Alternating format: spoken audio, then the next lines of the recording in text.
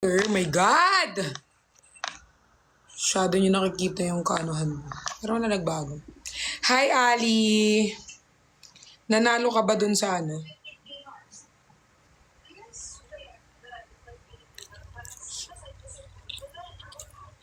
Hi, Paul, di ba? Alam nyo, iba talaga yung tama nyo.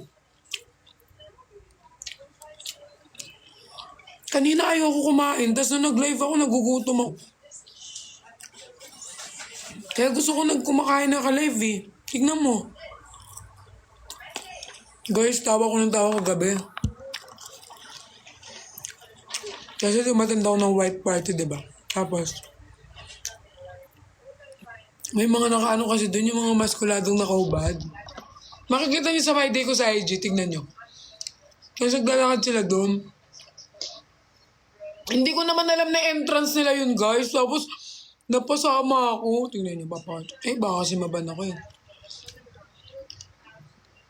Hindi ko naman alam na na kinukunan, di ba? Pag maglalakad yung mga macho dancer. Nakaganyan sila, guys. Pumila ako kasi akala ko, wala naman. Di ko naman masyadong din. Kaya, nakipila ako. Tapos, hindi ko alam, may mga nag-video pala ng mga doon. Kasi, may inaano sila binibidyohan. Tapos, sunod-sunod, gulat ako. Isa lang yun, marami pang video. May mga video pa dun sa...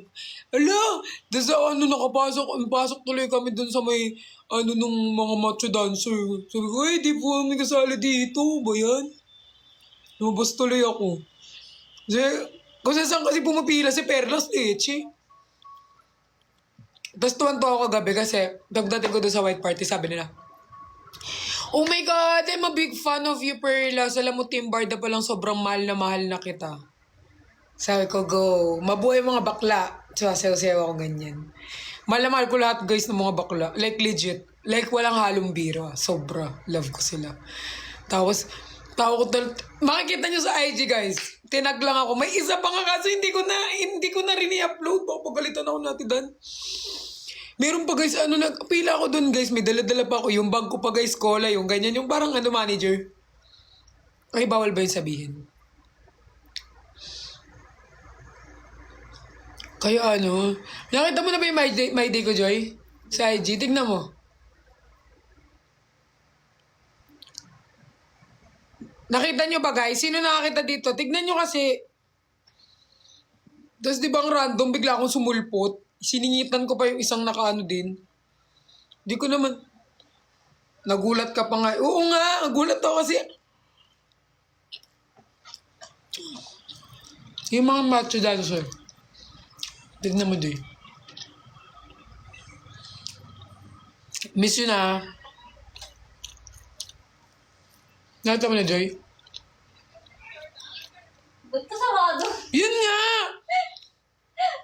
Kasi guys, yung pila nun, simula baba. Ang haba ng pila bago ako makarating sa mga friends ko. Siyempre, pipila din ako. Malay ko ba entrance ng mga macho dancer. Nandun ako. Hindi ko naman alam eh. Nakipila lang ako kasi doon kasi nakapwesto sa dulo yung mga friends ko. So, nakipila ako. Bamalay ko sabi ko, baka outfit lang nila, trip lang nilang nakahubad, ganun. So, sabi ko, okay na yan, hindi na ako, So, nakipila ako, guys. O, pila-pila ako, dala-dala ko pa yung cola kong bag, may ID pa ako. Pagkarating namin doon sa pinaka-entrance na marami na nagbibidyo, yung mga nagbibidyo sabi, "Beatles, anong ginagawa mo dyan?" Sabi sa akin. Ano na pinagagawa ko? Hindi man ako sinabihan, akala ko lang entrance. Nakikisali lang ako, guys. Dami abs pa.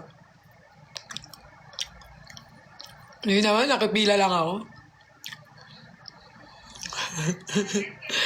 Yung kunento ko nga pag-akyat ko eh. Nasa baba kasi ako, after ng performance, grabe, alam niyo ang performance ng YML, para sila ang nag-closing prayer. 3 a.m. na sila nag-perform, tapos andun ako, minadali ko yung buhay ko mag-live. Nagmotor pa ako papunta doon, like 10 p.m. Andun na ako. Kala ko super late na ako. Pagdating ko doon, 3 a.m. pa kayo. Sana muna ako. Nag-bihis muna ako, or nag-outfit muna ako. Diba kasi naka-t-shirt lang ako doon. Tapos isa lang yung performance nila kasi late na. Pero magagaling sila. Clap, clap, clap. Di ba? Nasaan yung pamangkin mo? Nag-aaral, te.